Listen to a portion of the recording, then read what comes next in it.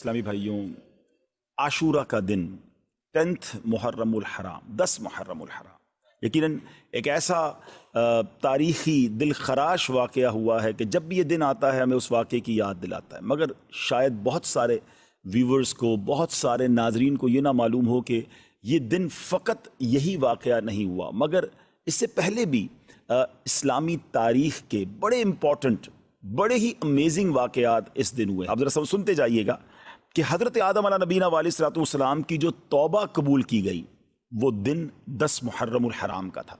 हज़रत आदम की जो पैदाइश हुई, द बर्थ डे ऑफ सैयदना आदम अलैहिस्सलाम, वो भी 10 मुहर्रम। इसी दिन इन्हें जन्नत में भी दाखिल किया गया।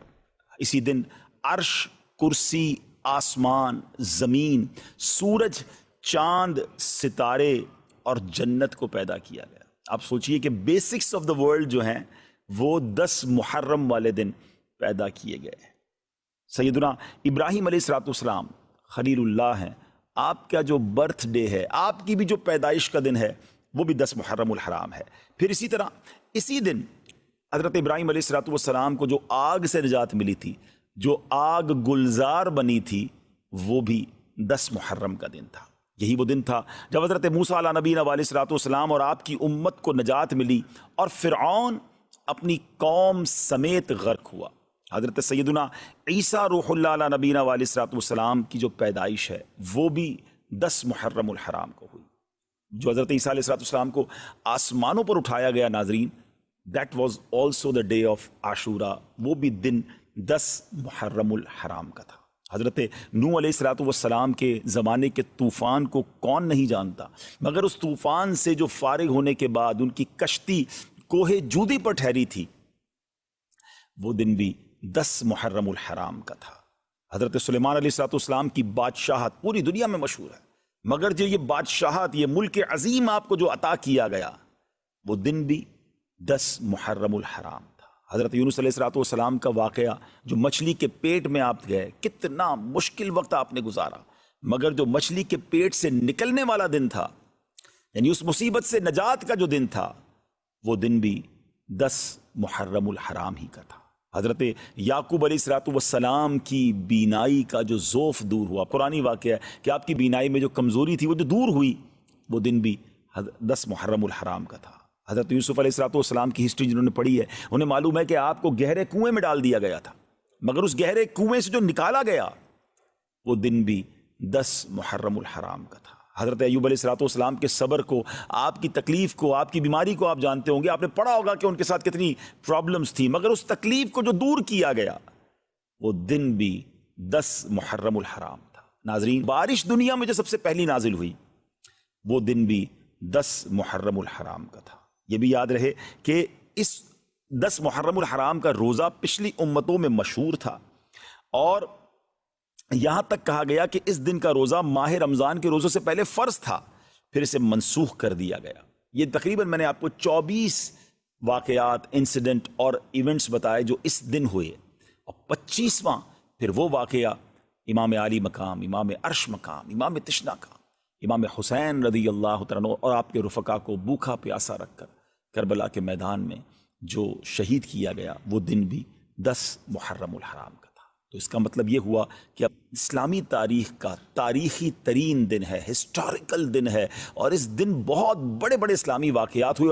अगर किसी का जहन हो तो वो सोचे कि इस दिन मैं अल्लाह की रहमत को किस कदर पुकार सकता हूँ, किस कदर इबादत कर सकता हूँ। जो रब हज़रत यूसुफ़ को गहरे कुएँ से निकाल सकता है, जो हज़रत यूनुस को मछली के पेट से निकाल सकता है, जो हज़रत अय्यूब की बीमारी को दूर कर सकता है, जो हज़रत मूसा के लिए आशूरा के दिन फ़िरौन से निजात के लिए दरियाए नील में रास्ते निकाल सकता है, वो रब करीम मेरी मुश्किलों को भी दूर फरमा सकता है, वो रब करीम मेरे लिए भी रहमत के दरवाजे खोल सकता है। तो ये दिन हमने इबादत में, रब को पुकारने में, उसकी बारगाह में इल्तिजा करने में गुजारना है, और उसकी बारगाह में इसी तरह इल्तिजाएं करनी हैं, तो इंशाअल्लाह ज़रूर करम होगा। अब आइए चलते हैं नाजरीन, हज़रत ईसा अलैहिस्सलाम को आसमानों की तरफ उठाया गया, वो भी ये दिन था, और हज़रत मूसा अलैहिस्सलाम को जो फ़िरौनियों से निजात मिली, वो भी आज का दिन था। अब नाजरीन हम चलते हैं ये वाक़या, इससे पहले मैं चाहूँगा कि जिनके साथ ये वाक़या पेश आया उनका मकाम क्या था, उनका मर्तबा क्या था, उनका स्टेटस क्या था।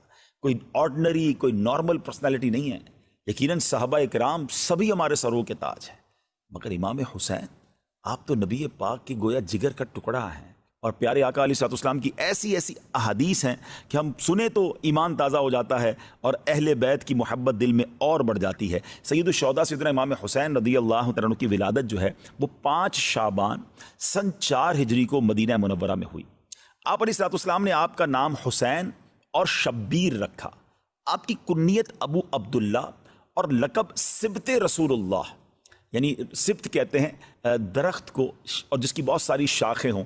پھر اللہ پاک نے حضرت امام حسین کی نسل کو کتنی برکت دی، اور پوری جو یوں کہی کہ سید صاحبان جو ہے دنیا بھر میں وہ حسنی اور حسینی سید بنے۔ تو یہ ایسا درخت ہے جس کی شاخیں اللہ پاک نے کیسی عطا فرمائی، اور دنیا بھر میں اللہ نے نبی پاک کی گویا نسل مبارک کو ان سے آگے بڑھایا۔ پھر ریحانۃ الرسول، پیارے آقا علیہ السلام نے ان کو جنتی نوجوانوں کا سردار قرار دیا، یعنی دونوں کو، حضرت امام حسن امام حسین کو جنتی نوجوانوں کا سردار۔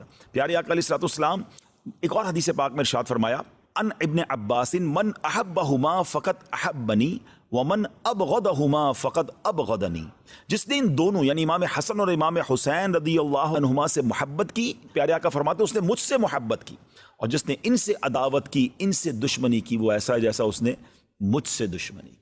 ناظرین ذرا غور کیجئے، میرے آقا علیہ السلام ان کو اپنے پھول کہا کرتے، اور روایتوں میں آتا ہے باقاعدہ پھولوں کی طرح انہیں اسمیل بھی کیا کرتے، انہیں سونگھا بھی کرتے، انہیں چوما بھی کرتے۔ یہ وہ شخصیات ہیں جنہوں نے نبی پاک کے مبارک کاندھوں پہ سواری کی، اس لیے ان کو راکب دوش مصطفیٰ کہا جاتا ہے، یعنی جنہوں نے نبی پاک کے کاندھے پر سواری کی۔ پیارے آقا سجدے میں جاتے تو یہ شہزادے نبی پاک کی مبارک کاندھے پر آ جاتے، نبی پاک سجدہ طویل فرما دیتے، نبی پاک انہیں چوما کرتے۔ ایک اور میں خوبصورت بات بتاؤں، امام حسین، اندازہ ہو کہ وہ شخصیت کیسی ہیں کہ امام حسین رضی اللہ تعالیٰ وہ ہیں کہ دیکھیں ہمارے یہاں کوئی بچہ پیدا ہو، ہم سب سے پہلے کیا کرتے ہیں، کسی بزرگ کو ڈھونڈتے ہیں، کسی عالم دین کو ڈھونڈتے ہیں کہ کان میں ذرا اذان بھی دے دیں اور کوئی گٹی دے دیں، تہنیک کہلاتی ہے وہ، کہ وہ کوئی چیز میٹھی چٹا دیں یا کھجور چبا کے چٹا دیں، شہد چٹا دیں، تاکہ ابتدا اچھی ہو، سٹارٹ اچھی ہو۔ اچھی بات ہے، کرنا چاہیے، سنت بھی ہے۔ پیارے آقا علیہ السلام کی بارگاہ میں صحابہ لے کر آتے تھے۔ مگر آپ کو پتہ ہے کہ امام حسین رضی اللہ تعالیٰ کی سٹارٹ کیسے ہوئی، کہ جب آپ پیدا ہوئے نا تو نبی پاک علیہ السلام نے اپنی مبارک زبان امام حسین کے منہ میں دے دی۔ ٹرائی ٹو انڈرسٹینڈ، ناظرین ذرا سمجھیے کہ یعنی ان کی جو ابتدا ہے وہ نبی پاک کا لعاب دہن ہے۔ اچھا، اذان دینے کے لیے ہم کسی بزرگ کو بلاتے ہیں، امام حسین کے کانوں میں اذان کس نے دی؟ اللہ کا نام لیا اور آواز تھی حبیب خدا کی، یعنی پیارے آقا علیہ السلام نے امام حسین رضی اللہ عنہ کی کان میں اذان دی۔ محبت کا لیول دیکھیے کہ ایک بار نبی پاک علیہ السلام کے مبارک صاحبزادے حضرت ابراہیم رضی اللہ عنہ نبی پاک کی گود میں ہیں، اور گود میں دوسرے حصے پر امام حسین بیٹھے ہیں۔ جبریل امین آتے ہیں، عرض کرتے ہیں حضور دونوں میں سے ایک کو سلیکٹ کر لیں۔ اللہ دونوں میں سے ایک کو آپ سلیکٹ کر لیں، دونوں میں سے کوئی ایک رہے گا اور ایک نے دنیا سے جانا ہے، اب آپ کی چوائس ہے۔ نبی پاک کو گویا یہ اختیار دیا گیا۔ اب ذرا غور کیجیے، اپنا بیٹا ہے، حضرت ابراہیم نبی پاک کے اپنے صاحبزادے ہیں، آپ نے دل میں خیال فرمایا یا فرمایا کہ اگر ابراہیم جاتے ہیں تو مجھے تکلیف ہوگی، لیکن اگر حسین چلے جاتے ہیں تو میرے ساتھ ساتھ فاطمہ کو، مولا علی کو بھی تکلیف ہوگی رضوان اللہ تعالیٰ علیہ مجمعین۔ نبی پاک نے امام حسین کو گویا سلیکٹ کیا۔ کچھ دنوں کے بعد حضرت ابراہیم جو نبی پاک کے اپنے صاحبزادے ہیں رضی اللہ تعالیٰ عنہ، ان کا وصال ہو گیا، اور پیارے آقا علیہ السلام امام حسین کو دیکھ کر کہا کرتے تھے یہ میرا وہ بیٹا ہے کہ جس کے لیے میں نے اپنا بیٹا قربان کیا ہے۔ اللہ اکبر، ذرا سوچئے، میرے آقا کی ایسی والہانہ محبت ہو تو پھر ہم کیوں نہ اس گھرانے سے محبت کریں، ہم کیوں نہ اپنا سب کچھ امام حسین اور ان کی آل پر قربان کر دیں۔ یہ کیسا گھرانہ ہے۔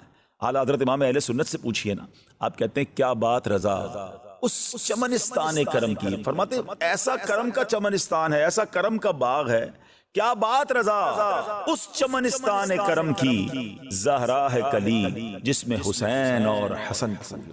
کیا بات رضا اس چمنستان کرم کی، کیا بات رضا اس چمنستان کرم کی، کیا بات رضا اس چمنستان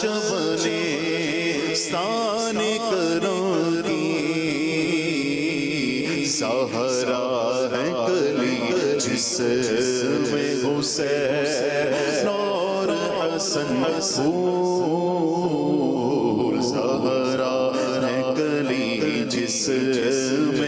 حسین اور حسن اب امید ہے کہ سچی بات تو یہ ہے کہ پھر بھی ہماری اوقات بھی نہیں ہے. ہماری اوقات کیا ہے کہ ان بڑی ہستیوں کا ہم ذکر کریں. نہ ہمارے پاس الفاظ ہیں، نہ ہم ان کی شان بیان کر سکتے ہیں. ہم تو صرف یہ دامن پھیلائے آج پروگرام کے لیے آ گئے ہیں کہ ان کا ذکر کریں گے، اچھوں کا ذکر کریں گے، بڑوں کا ذکر کریں گے، سرکاروں کا ذکر کریں گے تو ہماری جھولیاں بھی بھر دی جائیں گی. اعلیٰ حضرت کہتے ہیں نا کہ کیسے آقاؤں کا بندہ ہوں رضا، بول بالے میری سرکاروں کے. اللہ ان کے صدقے ہماری مغفرت فرما دے. ہم قابل بھی نہیں ہیں. ہم شہدائے کربلا کا، امام حسین کا، گھرانہ مصطفیٰ کا ہم کیا ذکر کریں؟ بس ہم تو خیرات لینے آئے ہیں کہ ان کا ذکر کریں گے تو ہماری جھولیاں بھر دی جائیں گی. تو اب امام حسین رضی اللہ تعالیٰ عنہ کے بچپن، ابھی جب آپ کی ولادت ہوئی ہے نا، تو حضرت ام الفضل فرماتی ہیں کہ ایک روز میں نبی پاک علیہ الصلوۃ والسلام کی خدمت میں حاضر ہوئی. میں نے دیکھا کہ امام حسین نبی پاک علیہ الصلوۃ والسلام کی گود میں ہیں، اور میں کیا دیکھتی ہوں کہ پیارے آقا کی چشمان کرم سے آنسوؤں کی جھڑی لگی ہوئی ہے. ام الفضل کہتی کہ حضور، میرے ماں باپ آپ پر قربان، حضور یہ حالت کیوں ہے، کیا وجہ ہے؟ نبی پاک علیہ الصلوۃ والسلام نے فرمایا کہ ابھی جبریل امین میرے پاس آئے، انہوں نے خبر فرمائی کہ میری امت اس فرزند کو قتل کرے گی. میں نے کہا کیا اس کو، یعنی امام حسین کو؟ فرمایا ہاں، اور میرے پاس اس کے مقتل کی سرخ مٹی بھی لائے. یعنی جبریل امین نے یہ خبر امام حسین کے بچپن میں ہی دے دی کہ یہ شہید بھی ہوں گے، اور جس مقام پر شہید ہوں گے اس کی مٹی بھی پیارے آقا کو دکھائی گئی. ایک اور روایت سنیے. ابو نعیم نے نجی حضرمی سے روایت کی کہ وہ سفر صفین میں حضرت مولا علی شیر خدا کرم اللہ تعالی وجہ الکریم، جو حضرت امام حسین کے والد محترم ہیں، کہتے ہیں ہم ان کے ساتھ تھے. جب نینوا کے قریب پہنچے جہاں حضرت یونس علیہ السلام کا مزار اقدس ہے، تو مولا علی کرم اللہ تعالی وجہ الکریم نے ندا کی کہ اے ابو عبداللہ، فرات کے کنارے ٹھہرو. میں نے عرض کی کس لیے؟ فرمایا نبی کریم علیہ السلام نے فرمایا کہ جبریل امین نے مجھے خبر دی ہے کہ امام حسین رضی اللہ تعالیٰ عنہ فرات کے کنارے شہید کیے جائیں گے، اور مجھے وہاں کی ایک مشت مٹی بھی دکھائی. اسی طرح مولا علی کے ہمراہ ایک اور بزرگ کہتے ہیں کہ ہم ساتھ تھے، تو امام حسین رضی اللہ تعالیٰ کی جہاں آج قبر منور ہے اس کے مقام پر پہنچے.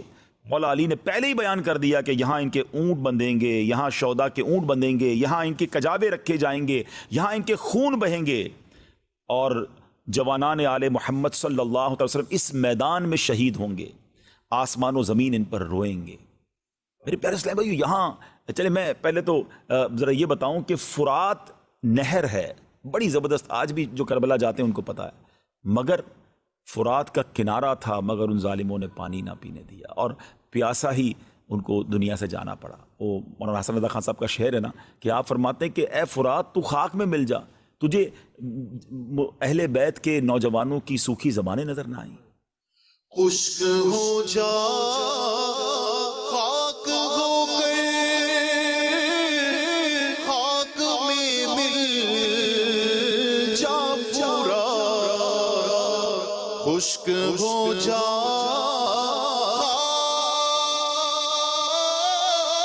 خاک ہو گئے، خاک میں مل جا پورا، خاک تجھ پر دیکھ تو سوکھی زبانیں اہل بیت، خاک تجھ پر دیکھ تو سوکھی زبانیں اہل بیت. اب ناظرین، یہاں جو بات بڑی اہم سمجھنے والی ہے، دیکھیں نبی پاک علیہ السلام کو بچپن سے معلوم تھا کہ امام حسین شہید ہوں گے، مولا علی کو معلوم ہے، بی بی فاطمہ کو معلوم ہے رضوان اللہ تعالیٰ علیہ مجمعین، اور صحابہ کرام کی بڑی جماعت کو، یعنی مدینہ منورہ بھی مشہور ہو چکا تھا کہ نواسہ رسول شہید کیے جائیں گے. اب بڑا ریلیونٹ کوسچن ہے، بڑا اہم سوال ہے کہ جناب نبی پاک علیہ السلام تو وہ ہیں جو اشارہ کریں تو چاند دو ٹکڑے ہو جاتا ہے، آپ دعا فرمائیں تو ڈوبا سورج پلٹ آتا ہے. بڑے بڑے مسائل، بڑے بڑے پرابلم لے کر صحابہ آتے اور نبی پاک ہاتھ اٹھاتے، ان کے مسائل حل ہو جاتے. ٹوٹی پنڈلی لے کر آتے، پیارے آقا جوڑ دیتے. نکلی آنکھ لے کر آتے، نبی پاک لگاتے، وہ آنکھ روشن ہو جاتی. وہ آقا علیہ السلام جن کے پاس اتنا اختیار اور محبت کا عالم یہ کہ نبی پاک فرمائے حسین مجھ سے اور میں حسین سے ہوں. تو جب پتہ چل گیا کہ ان کو شہید کیا جائے گا تو ایک بار کبھی نبی پاک نے اللہ کی بارگاہ میں دعا کی یا اللہ میرا نواسا ہے، میں اس سے بڑی محبت کرتا ہوں، اے اللہ وہ مصیبت کربلا کے میدان کی اس سے ٹال دے، رب کریم یہ جو امتحان ہونا ہے میرے حسین پر وہ امتحان نہ آئے۔ اچھا چلے نبی پاک نے دعا نہیں کی، مولا علی کے تو جگر کا ٹکڑا تھے نا، مولا علی نبی پاک کے پاس آ جاتے۔ اچھا ماں تو ماں ہوتی ہے نا، خاتون جنت رضی اللہ تعالیٰ عنہا ہی کبھی نبی پاک کی بارگاہ میں آتی کہ حضور ایک طرف تو آپ حسین سے اتنا پیار کرتے ہیں، حضور میرا بیٹا ہے، آپ دعا کر دیں اللہ کی بارگاہ میں اللہ یہ امتحان ٹال دے۔ آپ سوچئے یہ کیا بات تھی، ایوری بڈی نوز اٹ، سب کو معلوم ہے، مگر کوئی دعا نہیں کر رہا اس امتحان کے ٹلنے کی، کوئی التجا نہیں کر رہا۔ اس کا مطلب پتہ کیا ہوا ناظرین ہیں کہ سب لوگ اس امتحان کے لیے تیار تھے، وہ امام حسین کی پرورش کر رہے ہیں کہ ہمارا بیٹا بڑا ہو کر اس امتحان سے گزرے، اللہ کی رضا کے لیے اپنا سر کٹائے، شہادت کا مرتبہ حاصل کرے۔ یہ کیسا جذبہ تھا، یہ کیسی ٹریننگ تھی، یہ کیسی رب کی رضا پر راضی رہنا تھا۔ وہ شاعر کہتے ہیں نا، زباں پر شکوے رنج و علم لایا نہیں کرتے، زباں پر شکوے رنج و علم لایا نہیں کرتے، نبی کے نام لیوا غم سے گھبرایا نہیں کرتے۔ آپ سوچئے کہ یہ یعنی اب ہم سب کے لیے میسج کیا ہے۔ میں نے جیسے پروگرام کے شروع میں کہا تھا کہ ہم واقعہ کربلا انشاءاللہ پوری کوشش کریں گے کہ سٹیپ بائی سٹیپ بیان کریں، مگر اپنے لیے بھی تو میسج لینا کہ بچپن سے پتا ہے کہ بیٹا شہید ہوگا، سب راضی ہیں، ہم پر چھوٹا سا امتحان آ جائے، ہم پر چھوٹی سی کوئی پرابلم آ جائے، واویلا، شکوے، شکایات، کمپلین، پتہ نہیں میرے ساتھ کیوں ہو رہا ہے، میرا کیا قصور ہے، مجھ پر یہ آفت کیوں آئی ہے، میں تو یہ بھی کرتا ہوں، میں تو وہ بھی کرتا ہوں، اپنے گناہ یاد نہیں آتے، ایسے موقع پر اپنی نیکیاں یاد آتی ہیں جو پہلے ہی ہماری نیکیاں ناقص ہیں۔ ہم کیوں بھول جاتے ہیں امام حسین کے امتحان کو، کیوں بھول جاتے ہیں حضرت ایوب کے امتحان کو، کیوں بھول جاتے ہیں حضرت موسیٰ کے امتحان کو، حضرت ابراہیم کو تو آگ میں ڈالا گیا، اللہ کے نبی ہیں، یہ تمام واقعات بتا رہے ہیں کہ زباں پر شکوے رنج و علم لایا نہیں کرتے، نبی کے نام لیوا غم سے گھبرایا نہیں کرتے۔ بلکہ امیر اہل سنت نے تو ہمیں ایک اور بہت پیارے انداز میں سمجھایا ہے، خاص طور پہ مبلغین کو، جو لوگ دین کا کام کرتے ہیں اور جب تھوڑا سا کام کرتے ہیں کوئی ساتھ نہیں دیتا، دل توڑ بیٹھ جاتے ہیں، یار بھائی نیکی کا زمانہ نہیں ہے، میں تو چلا تھا مسجد بنانے، میں تو چلا تھا لوگوں کو نیکی کا کام کرنے، میرا ساتھ ہی کسی نے نہیں دیا، میرا دل توڑ دیا، میں تو نہیں کروں گا کام۔ نہیں جناب، یہ شروع میں مشکلیں آتی ہیں،